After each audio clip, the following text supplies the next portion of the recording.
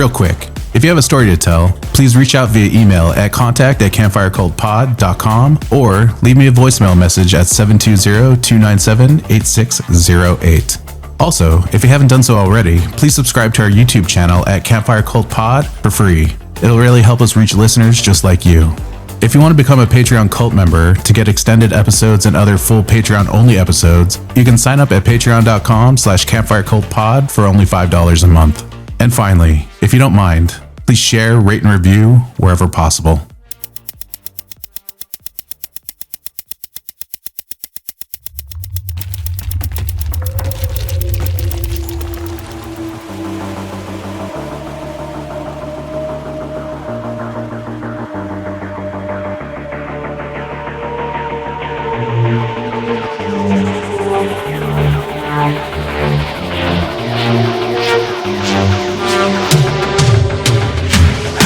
Welcome, dear listener, to the Campfire Cult Podcast. From a camper van deep in the haunted woods, I bring you first-hand accounts of chilling encounters with the paranormal. Step into the night and take a peek into the realm where reality and the supernatural collide. My name is Jazz, and I'll be your host.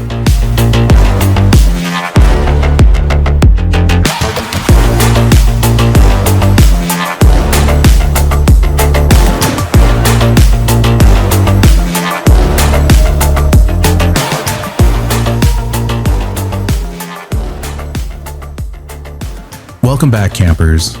Tonight I'm stoking the fire a little hotter because we're headed to America's Heartland, where the cornfields stretch to infinity, the woods grow thick, and nothing is ever quite what it seems. Out here, behind the quiet charm, waits something far more sinister than you can imagine. From glimmering predators and pale crawlers to dogmen and towering beasts, these aren't legends passed down through centuries.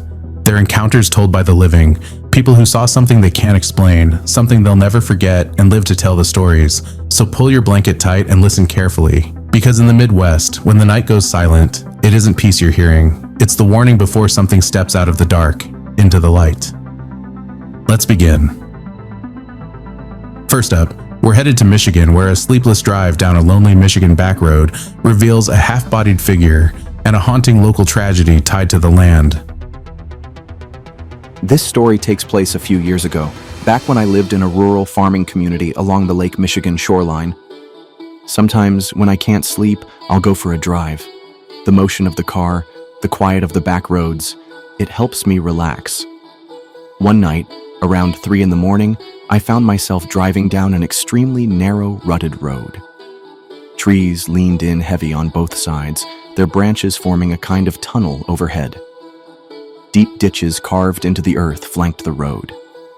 The pavement itself was cracked and buckled, and the only light came from the weak beams of my 2000 Ford Taurus. Back roads like this weren't unusual in that part of Michigan, and I loved them. The privacy, the atmosphere, it always felt a little spooky, but never in a way that bothered me.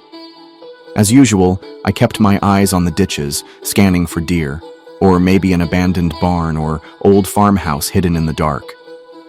Then, as I crested a small rise, I saw something along the roadside, and it wasn't a deer. As I drew closer, my headlights illuminated what looked like a human figure. Only there was no lower half, just a torso. It dragged itself out of the ditch on the right-hand side, and then vanished completely. My stomach dropped. On that tight, tree-lined road, I did what my sister would later call a 75-point turn to spin the car around. I headed straight home and didn't sleep a wink. Later that morning at work, I told my boss about what I'd seen. He was a farmer, a volunteer firefighter, the kind of man who usually just smiled when I shared things like this, probably thinking I had a screw loose, but this time was different. He listened, really listened, and when I finished, he asked me to describe the road. He knew every back road in the county like the back of his hand. I did my best to explain, and he just sat there, troubled. Finally, he told me something that made my mouth go dry. When he was a teenager, back in the late 80s or early 90s, his dad, also a volunteer firefighter, responded to a crash in that exact area. A local farmer had rolled his tractor into one of those deep ditches and was crushed to death on his way home from late-night field work. And then he added, almost reluctantly, that many in the community whispered the man's entire family had been cursed. Now, my boss wasn't the type to believe in ghost stories, but that morning, he looked me in the eye and told me he believed me. I never drove that road again. I probably couldn't even find it now if I tried. But sometimes, when I'm driving late at night, I think of that figure, the echo of a long-dead man caught in my headlights. These days, I don't go for those restless night drives quite as often. Next, a mother and daughter's cabin getaway turns into terror as they encounter glowing eyes and the near-invisible glimmer man in the woods. I'll never forget the weekend my mom and I spent in Oxford, Ohio. We had planned a long weekend getaway in a secluded cabin near Houston Woods State Park. But it turned out to be an experience that would change the way we saw the world forever. When we first arrived, I couldn't stop telling my mom how excited I was. I'd found such a great deal on the place. The owner said we would be the first people to rent it since it had been remodeled a few months earlier. The cabin was built into the side of a hill with a garage tucked underneath, and it had a screened deck that looked like it was on a second floor, even though it came right off the main living space. On the deck sat a table, some chairs, and a generously sized hot tub. From the way it was raised up, we had a beautiful view of the woods. Once we were settled in, I slipped into my swimsuit, turned on the hot tub, and climbed in while Mom sat at the table in her pajamas. She didn't feel like going through the trouble of changing, so she just kept me company while we chatted. A few minutes in, she suddenly held up her finger and said, "Do you hear that?" I shook my head. The bubbling jets drowned out everything. She used her phone light to scan the woods but didn't see anything. Later, when I got out and joined her with a cup of hot cocoa, she looked uneasy. "The forest sounds, they just stopped," she whispered. And she was right. The frogs, the crickets, gone. We both sat in silence, listening to nothing. Eventually, we brushed it off and went to bed. The next morning, we went exploring. The ground was damp from rain overnight, and that's when Mom spotted them. Strange footprints in the mud. They had only 3 toes, large and spaced apart like nothing we'd ever seen. I snapped some photos, and we spent nearly an hour searching around but found nothing more. That night, back in the hot tub, we were talking when a piercing screech shattered the silence. It came from somewhere out in the woods. My heart leapt. I jumped out, turned off the deck light, and Mom shut down the hot tub so we could hear better. That's when we noticed it. The sound of branches snapping. Not on the ground, but above us. Something heavy was climbing in the trees close to the cabin. We pressed ourselves against the wall by the door, straining to see. Then we spotted them, glowing yellow eyes staring at us from a tree branch level with the deck, maybe 30 feet away. That was all it took. We bolted inside, slammed the door, and locked everything. We sat up for another hour, whispering about what to do, but when the woods went quiet again, we finally went to bed. The next day, we tried to convince ourselves it had just been an animal. We even went to the lake and spent the day sightseeing, but when dusk fell and we returned to the deck, it happened again. First, the woods went silent. Then, the sound of heavy branches shifting, closer and closer. We turned off the lights and stared into the trees. At first, it looked like nothing was there, until we realized we could see something. A shape. Tall, human-like, but almost invisible. The way it shimmered, it looked like a heat wave moving through the branches. My stomach dropped. It was huge, and it was moving deliberately, circling through the trees not far from us. We didn't move a muscle until it finally drifted farther away. Once it was gone, we dashed inside, shaking and pale. We debated packing up and leaving right then, but it was late and we didn't want to drive through those dark back roads at night. So we decided to wait until morning. At around 4 a.m., I woke up to use the bathroom. As I made my way back to bed, I froze. Heavy footsteps echoed above me, on the roof. I ran to wake my mom, and the two of us sat on the couch whispering prayers until daylight finally broke. As soon as it was light enough to see, we loaded everything into the car. That's when I saw it. A dirty 3-toed footprint stamped right on the hood of our car. My chest tightened, and I told Mom to get in. As we pulled away, I made the mistake of looking back. And there, behind the cabin, those same glowing yellow eyes stared at us from the trees. Once we were home, I couldn't shake it. I started researching, desperate for an explanation, and that's when I discovered other reports of the same thing. A nearly invisible being seen in state parks and wooded areas across the country. People call it the Glimmer Man. Whatever it was we saw that weekend, it wasn't human. And it's something I'll never forget. Coming up is another Glimmer Man encounter. 4 hikers are followed by a phantom voice off trail, only to encounter a transparent humanoid figure watching from the trees.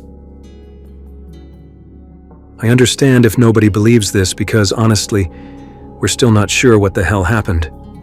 But the 4 of us sat down afterward, compared notes, and agreed. We all witnessed the same thing.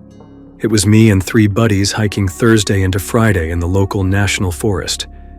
We stuck mostly to the known trails, and mostly during the day. On Friday, we were making our way when something strange happened. One by one, we realized we were drifting off the trail. I asked the friend in front of me why he was veering off, and he asked the friend ahead of him the same thing. That's when our female friend in the lead told us, "I can hear a woman talking." You guys don't hear that? We didn't hear a thing. We tried to talk her out of it. Night was coming and we were close to where we wanted to camp, but she was insistent. She said the voice sounded like a woman calling for help and that it was really close. I think she felt she couldn't just ignore it. That's when I started to feel uneasy. She was dead serious, but none of us could hear what she claimed to hear. We followed her only about 300 or 400 meters off trail, yet somehow, we ended up completely lost. We didn't have GPS gear, never needed it. We knew this trail well, but after 15, maybe 20 minutes of walking, the trail was just gone. No matter which way we turned, we couldn't find it. That's when I started feeling lightheaded, almost dizzy. I mentioned it, and the other 2 admitted they felt the same way. It was as if the whole environment around us had shifted, like we'd been moved somewhere else. Darkness fell, and my female friend swore the voice was now saying things like, "I'm over here," and "Please help me." She said it sounded injured. Now we were stuck, lost only minutes from a major trail, hearing voices none of us could hear but her. We decided to stop moving. Last thing you want to do in the dark is get even more lost.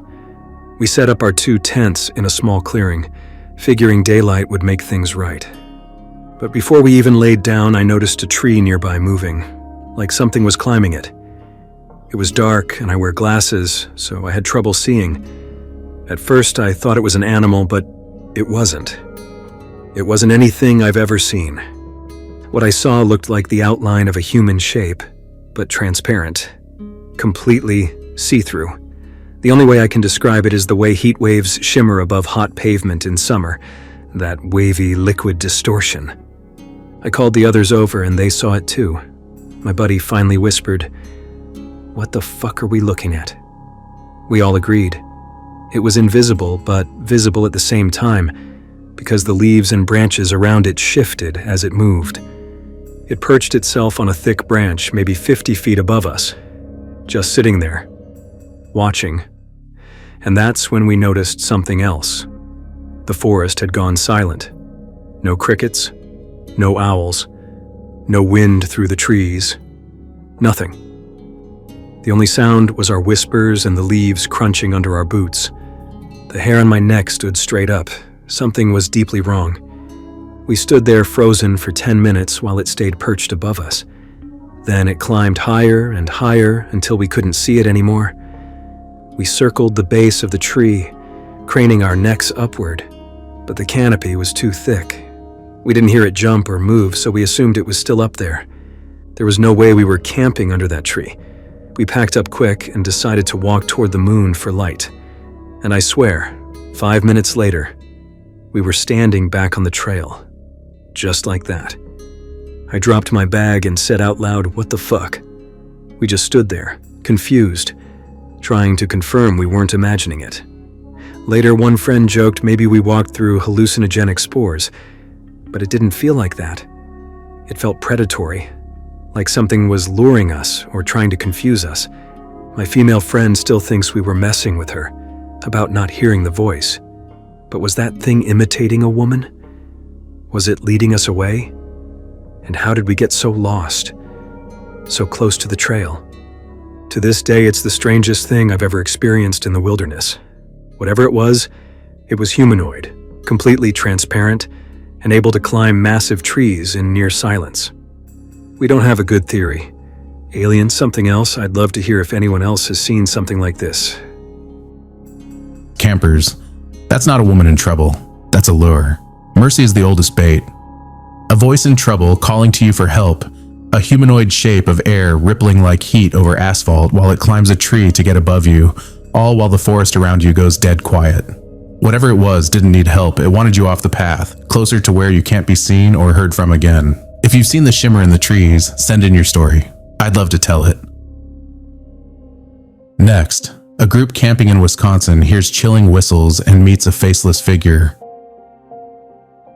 The weekend of October 11th, 2024, my friends and I set out for a camping trip at Lake Kagansa State Park in Stoughton, Wisconsin. Toward the end of the day, while finishing up some geocaching on a hiking trail near the outhouses, we ran into something, or someone, strange.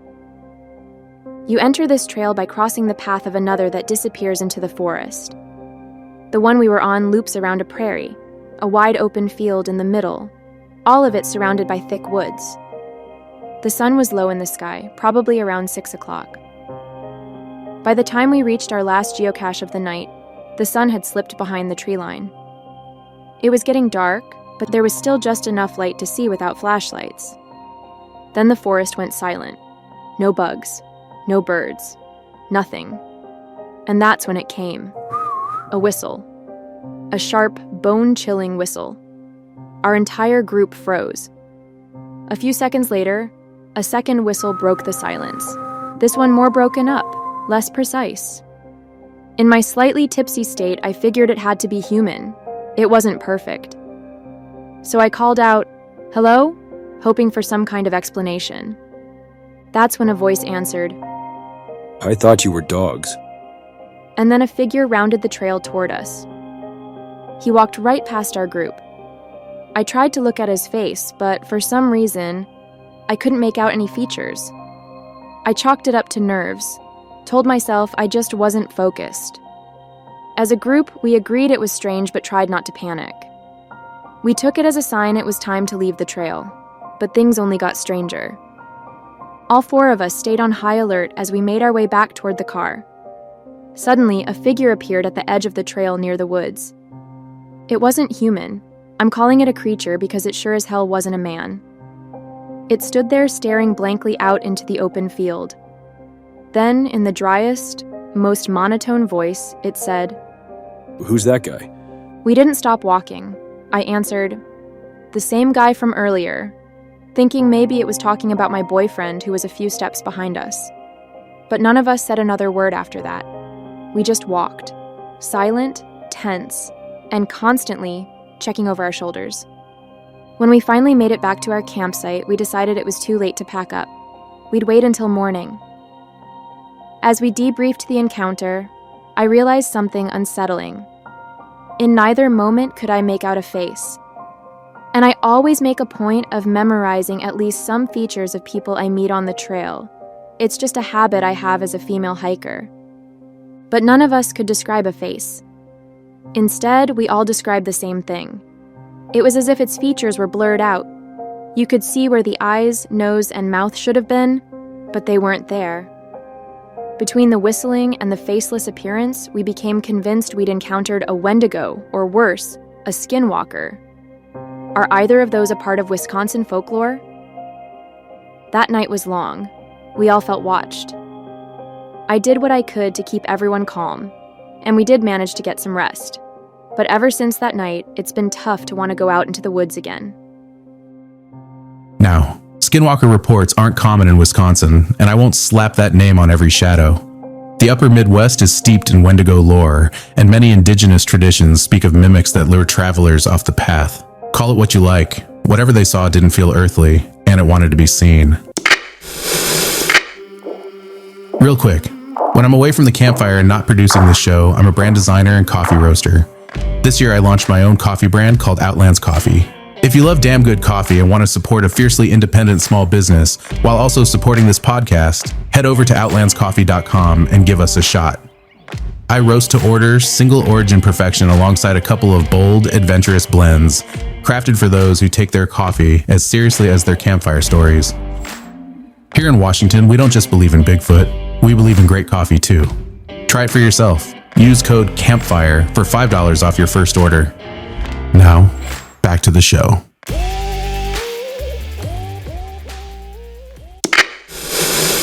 Coming up is a short but impactful encounter. In rural Wisconsin, a driver spots a winged humanoid shooting skyward at lightning speed, an unexplained sight that haunts him a decade later. I used to work third shift in Wisconsin around 2014. My place was about 20 minutes from work, way out in the country. One evening, as I was driving along a stretch of country back road that leads into the city, I saw the strangest thing I've ever witnessed in my life.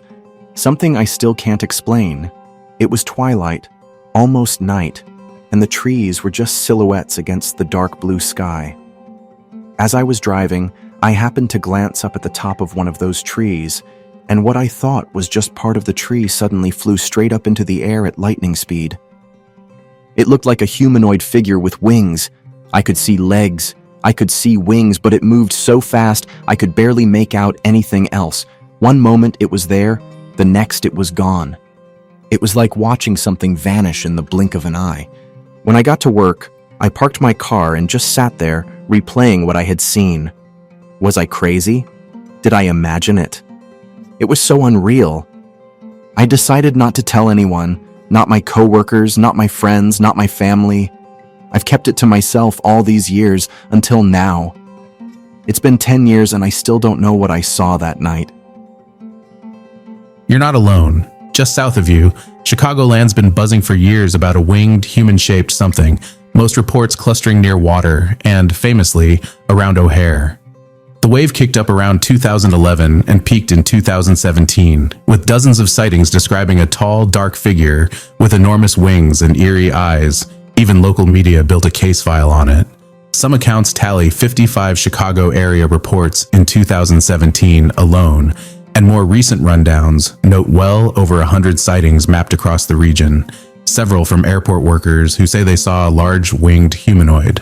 So your twilight treetop takeoff in rural Wisconsin fits the pattern. Fast, vertical flight, human silhouette, and that gut punch of unreality.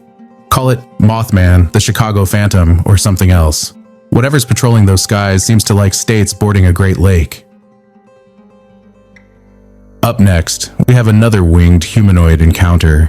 In 2017, two friends in Kenosha, Wisconsin witnessed a winged, man-like creature cross the road.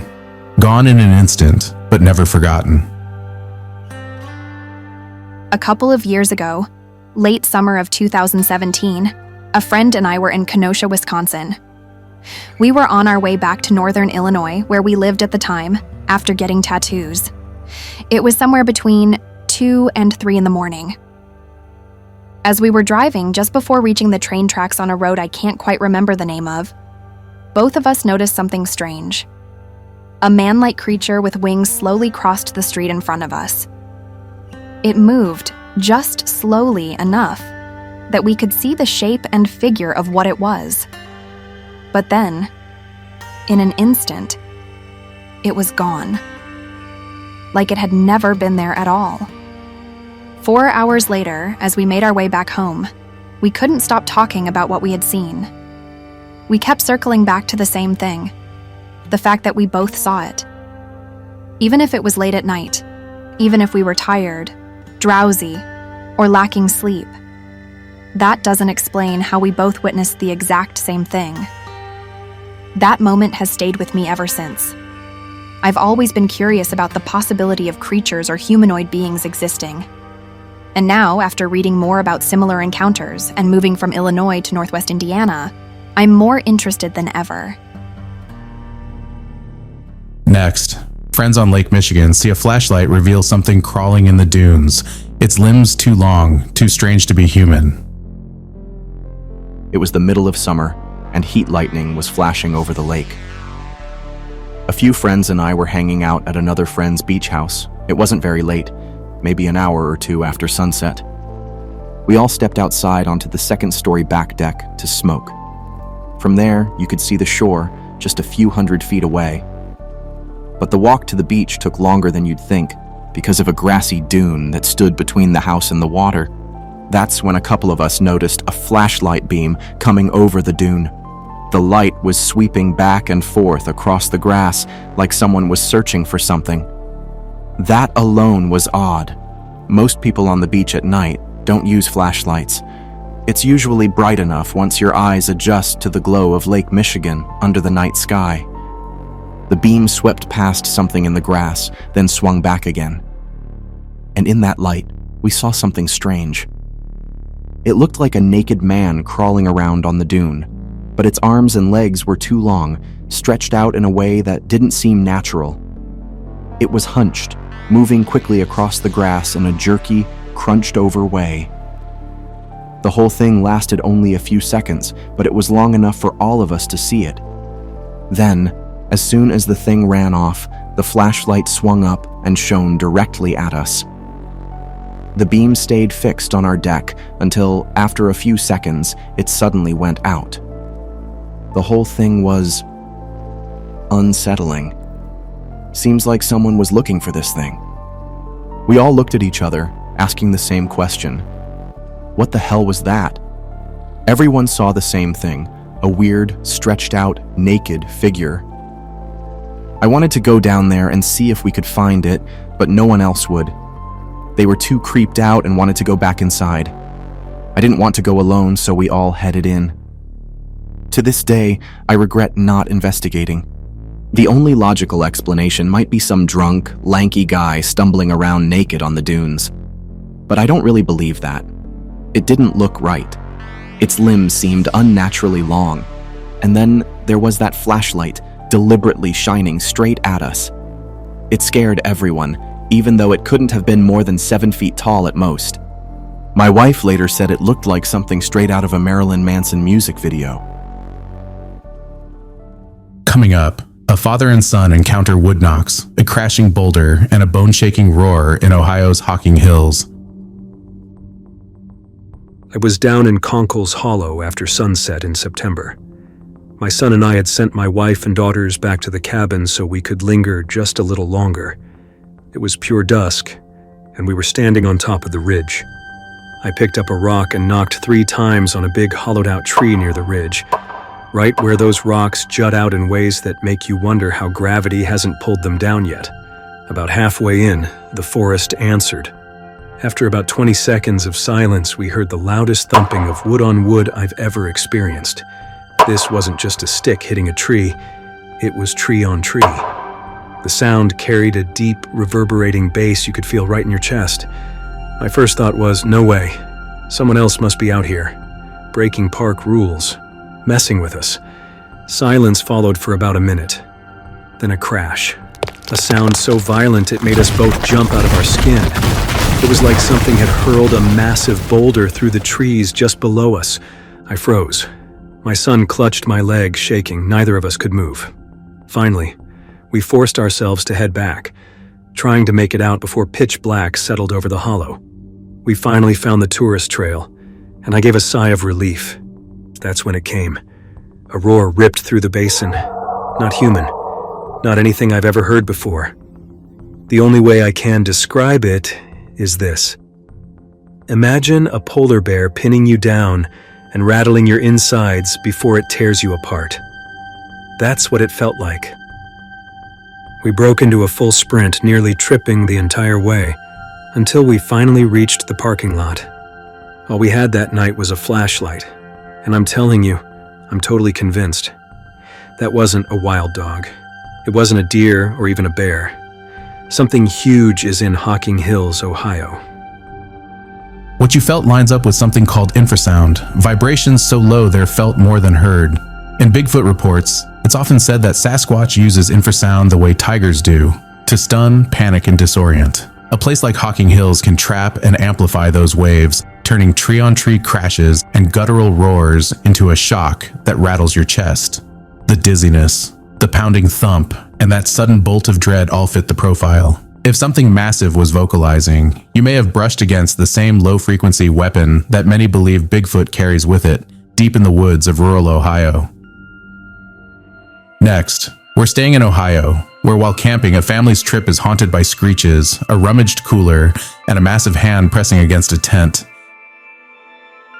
This happened about 5 years ago. My mom, dad, and I were camping at Mary Jane Thurston State Park just outside of Grand Rapids, Ohio. It was late August, maybe the beginning of September, and our site was set up near the front of the campground. In the days leading up to the strange incidents, we would occasionally hear what sounded like a bird screaming or screeching from the treetops. At least that's what we thought it might be. The strange thing was, we heard it almost every night, but never from the same place twice. One night, it came from the trees directly behind us. The next night, from the far end of the campground. And the night after that, across the road. I've listened to recordings of owls and other animals trying to match the sound, but nothing comes close. Every now and then, we'd also hear branches snapping out in the woods. We brushed it off at the time, but it feels important in hindsight. I had my own tent set up a little ways from my parents', and that detail becomes important for what happened next. The first incident happened when my dad woke up in the middle of the night. He heard what sounded like someone rummaging through the ice chest that sat between our tents. Then he said he heard whoever, or whatever it was, shut the lid and walk away. The next morning, he told me and my mom about it. Oddly enough, nothing was missing from the cooler. The second incident happened the very next night. I had a small TV and game console in my tent, and I was watching a movie when I heard something approaching our site. Once again, it went straight to the cooler. I could clearly hear the ice shifting as it rummaged around inside. I stayed as still and quiet as I possibly could. But whatever it was, it knew I was awake. Because a moment later, it pressed a massive hand against the side of my tent and pushed it inward. It was an enormous human-type hand. I froze. My heart was pounding. I didn't know what to do. It felt like forever, but after maybe 20 seconds, the pressure lifted, and I heard it walk away into the darkness with heavy footsteps. I never even thought to look for tracks the next morning. I regret that now. But I do know one thing. We don't have bears in this part of Ohio. Whatever it wasn't a bear. Twice it went through our ice chest, and both times it left without taking a single thing. And when it touched my tent, I felt nothing but raw, paralyzing fear. And we knew it wasn't a person either. There were maybe 5 other campsites with people that weekend, and they were all at the far end of the campground. Whoever, or whatever, came into our site those nights. It wasn't one of them. Next, we have a possible Dogman encounter when a childhood in Wisconsin turns nightmarish as glowing red eyes stalk a family, haunting them for years. So I've mentioned before that I once had an encounter with what I believe may have been a Dogman. I've never told the full story though. It's taken me years to find the courage and clarity to put it into words. The trauma has stayed with me, and I've never really revealed anything this personal to the public before. Honestly, I'm nervous even sharing it now. But after all these years, I think it's finally time. Before I begin, I should point out that I didn't get a full look at whatever this creature was. That's important. This is less about what I saw, and more about what I experienced, and how it shaped me. This all happened when I was about 10 years old. My mom was raising me alone, and for most of my childhood, we lived with my great-grandmother in Pennsylvania. Around 2007, my mom made friends with a woman who owned a lakefront property in Wisconsin, not far from Lake Michigan. She offered us a deal. We could stay in a small cabin on her property if my mom helped out at her art shop. So we packed up and moved. The property itself was secluded. To get there, you had to drive down a gravel road into thick woods. On the land was a pond, a shed, the woman's house, and beyond it, a cliff that looked out over Lake Michigan.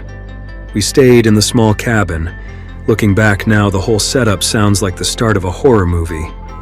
When we first arrived, it was summer, maybe early fall. I remember one strange detail right away.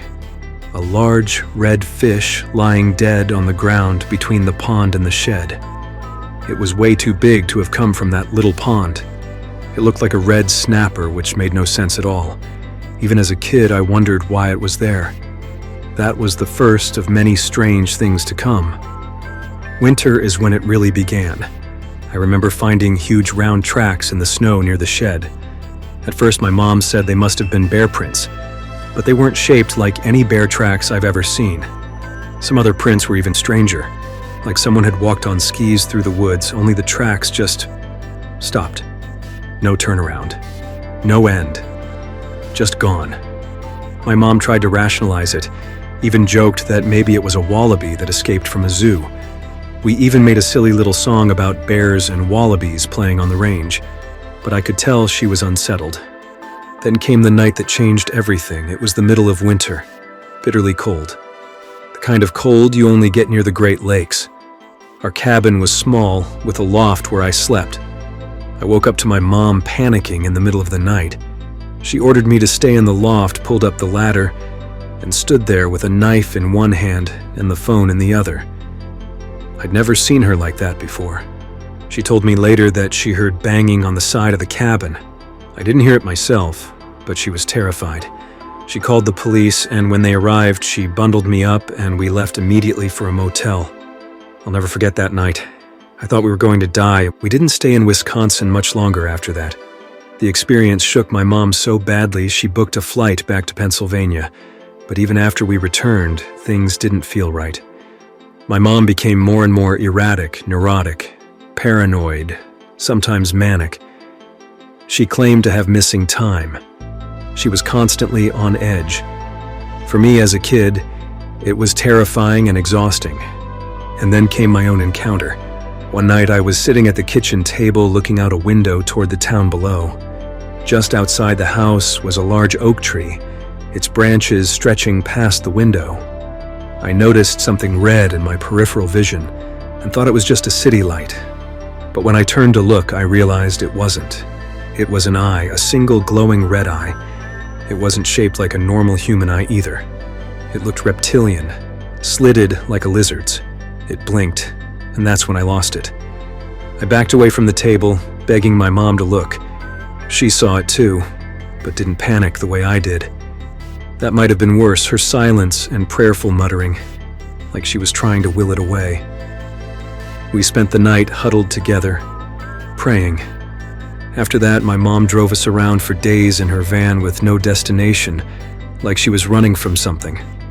I was exhausted, sleeping on a mattress in the back of the van while she circled parking lots through the night. I begged her to let us go back to my grandmother's house.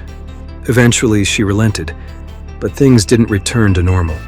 She burned my stuffed animals, placed crosses all over the house, and even destroyed an old Bible that my grandmother had given her, a strange leather-bound book filled with medieval-looking drawings.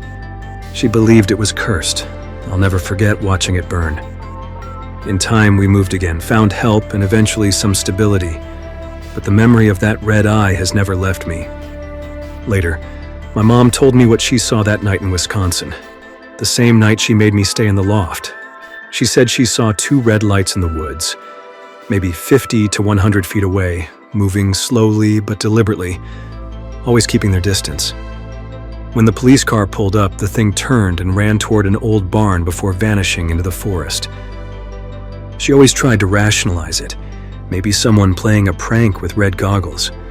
But in the dead of winter, in sub-zero temperatures, in the middle of the woods, that explanation never really made sense. The strangest part is that we both saw the same thing again, later back in Pennsylvania. The same glowing red eye outside our grandmother's house, hundreds of miles away, which makes me believe this wasn't just some physical creature. It was something else, something that could travel where it wanted, bound by no rules we understand. Over the years, I've gone back and forth about what it was. A dogman, a demon, something else entirely. Red eyes appear in so many stories. Mothman, the Flatwoods Monster, even certain alien encounters. Bigfoot, too, is sometimes described with glowing red eyes. Whatever it was, I know it was real. And I know it inspired fear like nothing else I've ever felt. I still don't have answers, but I do have the memory of that eye blinking at me through the dark. And that's something I'll never forget. Coming up, a traveler in West Virginia witnesses a tiny cloaked creature like something out of Predator darting through the leaves on a dark road. The date was Thursday, September 8th, 2016. I was traveling from Northwest Pennsylvania down to North Carolina to visit a friend. I'd been on the road for about 5.5 hours when I left Route 64 and turned onto Airport Road, which led me into a little town called Beaver, West Virginia. I stopped at a KFC for something to eat. After leaving, I made a right out of the parking lot onto Route 19. I was still going slow, just easing back up to speed, and it's because I was moving so slowly that I even noticed what I did. Up ahead, I saw some leaves scattered across the road. They were moving, but the air was perfectly still, no wind at all. I slowed down, thinking maybe there was an animal in the pile, something I didn't want to hit. I kept watching, but I didn't see anything at first. Then I realized there was something in there. It was small, no more than 7 or 8 inches tall, a bipedal figure trying to hide in the leaves. When it moved, I could almost see the outline of it, but it wasn't solid. It was cloaked somehow, blending into its surroundings, similar to a chameleon, but not quite the same. The way it crossed the road was odd too, jerky, almost mechanical, like a ratchet. I couldn't tell if that was just how it moved or if it was injured. By this point, I was barely crawling forward, staring at it in disbelief. It looked frail, almost stick-like. For a moment, I thought maybe it was just a starved squirrel, but squirrels don't walk upright. And if it were that thin, it wouldn't still be alive, much less moving like that. It wasn't a bird either, at least not one I'd ever seen. The thing made it to the center line of the road. Just as it was about to cross the rest of the way, a pickup truck came barreling down from the opposite lane. The driver just missed it. His tires passed right over the spot where it had been seconds earlier, scattering the leaves. I don't know if the creature made it or not. Cars behind me started honking, so I couldn't stop to look. I thought about turning around, the way I would if I'd almost hit an animal, but this wasn't like any animal I'd ever heard of or seen before. Later, as I thought about it more, I became convinced it had been cloaked, taking on the color of the leaves around it. Almost exactly like the predator in the old movie. I could see it, but I couldn't define what it was. I kept trying to rationalize it. Maybe a reptile. Maybe some sort of lizard with camouflage abilities. Even octopuses can change their skin to match their environment. Maybe there are things out there we just haven't identified, yet. That night, when I finally arrived at my friend's place, I told her everything. She didn't doubt me. She knows I'm not one to make up stories. I'm a rational, level-headed person. But I still wonder about that night in West Virginia. What was that thing? And if creatures like that exist, are they moving all around us, hidden in plain sight? Up next, a sniper on a drug raid locks eyes with a towering Bigfoot in the woods, forced to watch in silence as the creature makes its presence known. It was early September of 2003, during a drug raid near a state forest. I was not only part of the team, but also the department's designated sniper. Around 5 a.m., we had been keeping surveillance on the residence for about an hour before the raid was set to begin. The suspect was known for using booby traps, so everyone was on edge. I was positioned about 25 yards from the back door of the house, waiting and watching. I'd been there for a while when I started to hear something strange, heavy breathing and snorting coming from behind the house. My first thought was that the suspect had slipped out into the yard, so I brought my scope up to see what was going on. That's when I spotted it. A huge, hairy figure was bent over, digging through something. I kept my scope on it, trying to make sense of what I was seeing. Then it stood upright and turned in my direction. It let out a loud snort, raised its right arm, and pointed straight toward me. I could see long strands of hair hanging from its arm. In that moment, I knew it was aware of me. I could feel it. I stayed completely still, but quietly attached my suppressor to the rifle just in case. The sky was starting to lighten, giving me a clearer view. What I saw made my blood run cold. The thing had to be over 7 feet tall, covered in long, dark hair. Its face, though, was different. Sparse hair with almost black skin showing through. The nose was wide and flat. I even noticed that its fingernails were pitch black. It kept snorting and glancing back at me every so often. By then, I was convinced. I was looking at a Bigfoot. For a moment, I actually considered taking the shot, but I knew that if I did, it would cause chaos and compromise the raid. So, I held my fire. I just watched. After about 10 minutes, the creature finally moved off. But before it left, it reached over and snapped a tree limb clean off. This branch had to be 3.5 inches thick, and it broke it like nothing. I couldn't help but think it did that deliberately, as if to warn me. I was on edge, worried it might circle back and come after me. Luckily, the raid kicked off just a few minutes later, and my attention was pulled back to the task at hand. Later, I realized the creature had been rummaging through a pile of garbage behind the house. I also examined that broken limb.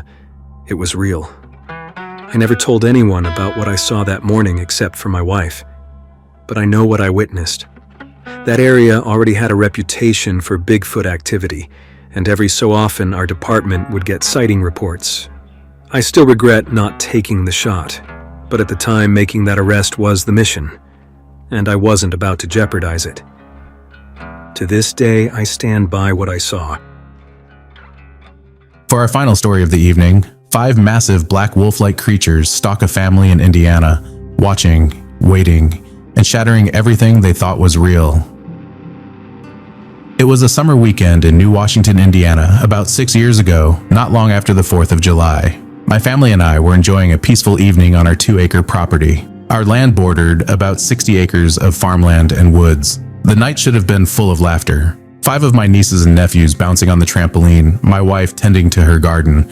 But instead, it turned into something I'll never forget. My wife was the first to notice them. She burst into the house, panicked, and told me that wolves were watching the children from the field. I brushed it off at first. I told her there aren't any wolves in Indiana, maybe just coyotes. But she shook her head and said, "No, they're humongous." That was enough to make me uneasy. I grabbed my 9mm pistol and stepped outside. That's when I saw them. 5 massive jet black figures sitting in the open field, their eyes locked on the kids. At first glance, they looked like enormous German shepherds, but darker, bigger, and unsettling in a way I can't fully explain. Their fur wasn't just black, it was like the flat emptiness of an unlit TV screen swallowing the light around it. Even sitting, their heads stood 3.5 to 4 feet high. Their eyes, their thick manes, it all felt otherworldly.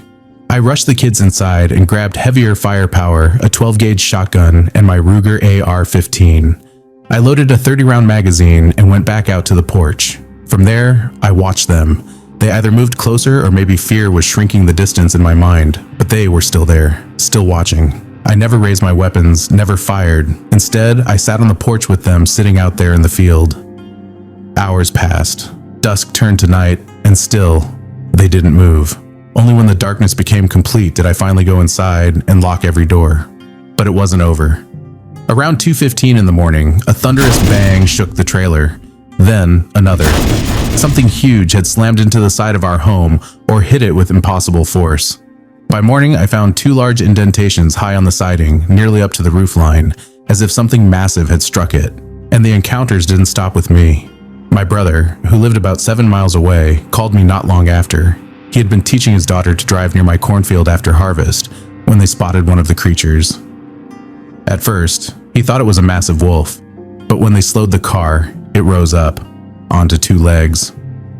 They fled in terror. He called me immediately, shaken and pale, his voice full of fear. Later, he even apologized for doubting me. That night changed me. I've said it before, and I'll say it again.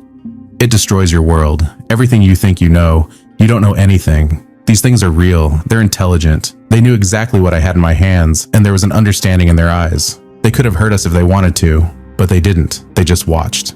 And I can't shake the thought that maybe what we call myths, monsters, dragons, even dinosaurs, aren't myths at all. Maybe it's all real.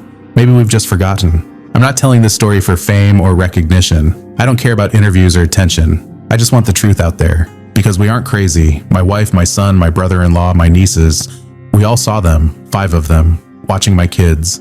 People can laugh all they want, but I know what I saw. These things are real. That's all for tonight, dear listeners.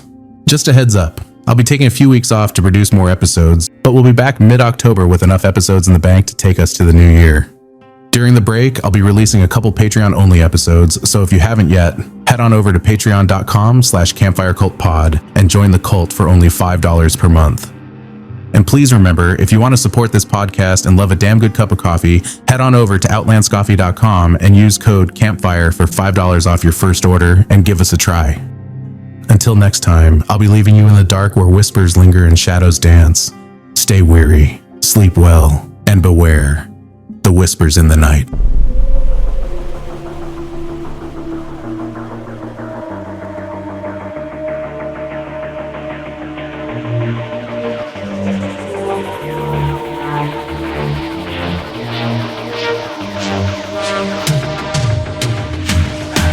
If you have a story to tell, please reach out via email at contact@campfirecultpod.com or leave me a voicemail message at 720-297-8608.